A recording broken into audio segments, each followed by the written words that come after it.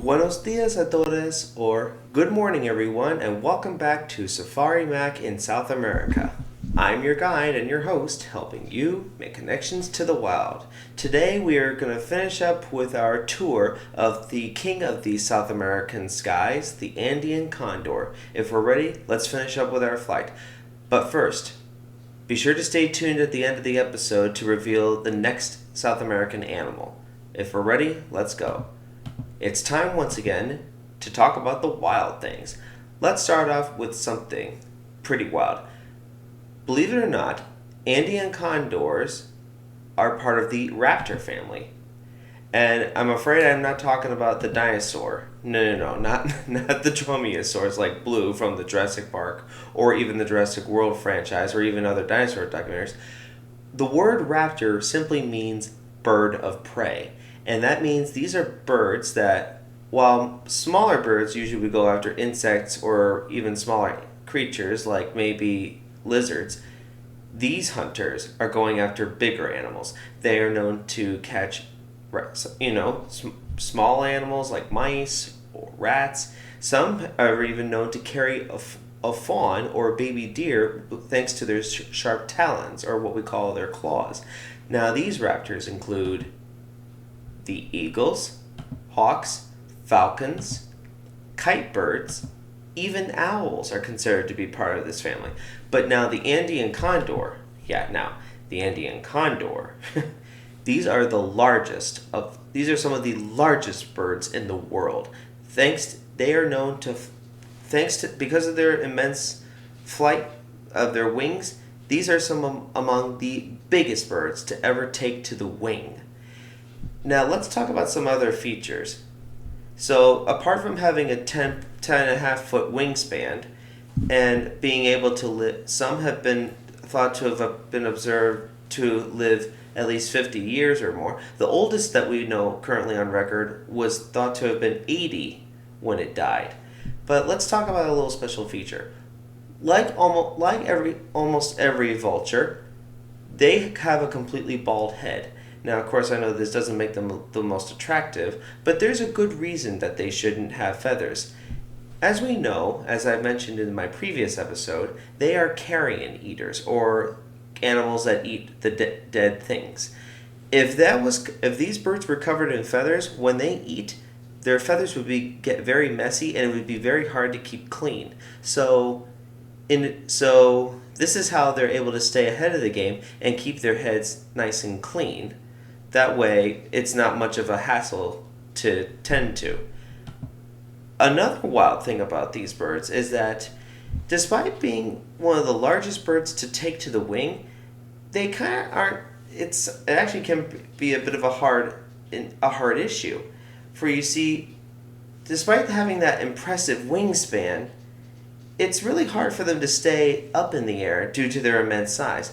This is partially why they prefer the highly windy areas, because like falcons and other birds that have been spotted living in the cities, because of the heated pavement below, as we know, warm air is less dense than cool air, which is what causes, maybe if you were to put hot air in a balloon, it flies up. Because of the warm air currents, falcons and other birds have been known to, living in the city, use less energy. But now for condors though, they live in the mountainous areas because of the high winds. They're able to stay aloft and they can glide with effortless ease, in which they can help soar to a breathtaking height of nearly 5,500 meters. Think about that one for a minute. Unfortunately, despite now, I hope that we can see these birds as more of the cleanup crew. Unfortunately, they're still facing challenges. Now, as I mentioned in the previous episode with their diets, now those that are living in the middle of the continent or not along the coast, they are known to eat large carrion. They've not been seen going more to dead farm animals or dead livestock. But as I may have mentioned in my previous episode, and here's a little extra wild thing, sometimes they will go after smaller animals like that are alive to eat. But now this has unfortunately, led to some confrontations with the farmers. The farmers are fearful and have this common misconception thinking that these birds are going to go after their livestock. So, unfortunately, they are known to put poison on these carcasses to decrease the numbers. But the Andean condor isn't the only bird in which people have done this. Some species of vultures in Africa are now considered to be endangered because, as we know, vultures signal a meal, but they can also be a signal for game wardens in the protected areas that are looking for poachers. So, as a way to throw them off the trail, poachers have been also poisoning carcasses for the vultures, in which they die, and then the game wardens seem to lose them. But this can really hurt their populations. Poison and just unfortunately misconceptions. In fact, as I mentioned, they're thought to go after cattle, but this really hasn't been proven to be true. But unfortunately, it's the mentality of the farmer is willing to do whatever it takes to protect their livelihood, whether it's their crop or their livestock. Unfortunately, a big problem for this, especially those that are losing their homeland habitats, part of the problem is also to do with their biology. Believe it or not, these birds, as I mentioned, only breed once every 2 years, and they need to at least be 7 years old by the time they're ready to even breed. So, with the slow reproduction rate, it's severely affecting their populations, and that can really be a problem, especially when they're only known to raise one chick a year. Thankfully, we are looking for solutions. One of the biggest solutions, many different organization groups have been creating education programs where they go out to the farmers' lands and they tell them that the idea of them trying to constantly go after their livestock, that's not really true. They're really just carrion eaters. Through education, the farmers might be able to stop poisoning the livestock, which of course doesn't only just affect the Andean condors, it can affect other scavengers. So by leaving the poison, they're not just helping them, but they're helping the other animals in their area. But one of the biggest contributions to helping their species has been zoos.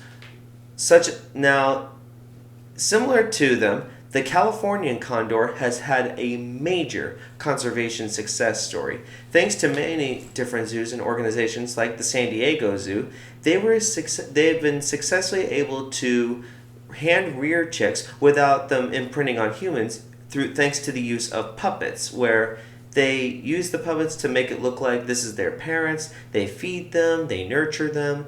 This way, they can still have a wary, cautious nature around humans.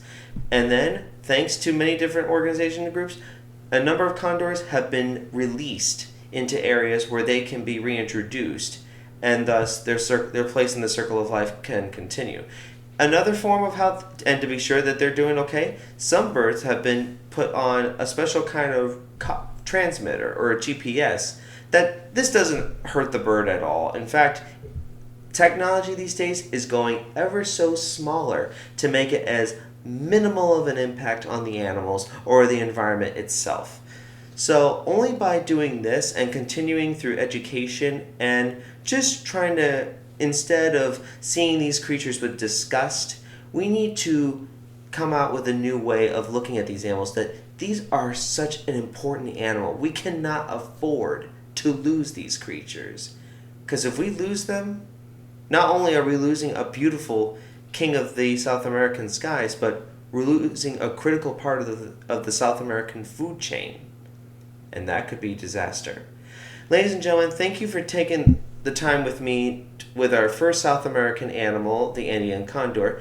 Join me next week as we uncover a popular animal, the capybara. But until then, check out my Facebook page, send me an email if you have questions, and hit the like and subscribe button. And of course, tell your friends about the series. Until next week, though, this is Safari Mack, and I'll see you all out there in South America. Adios.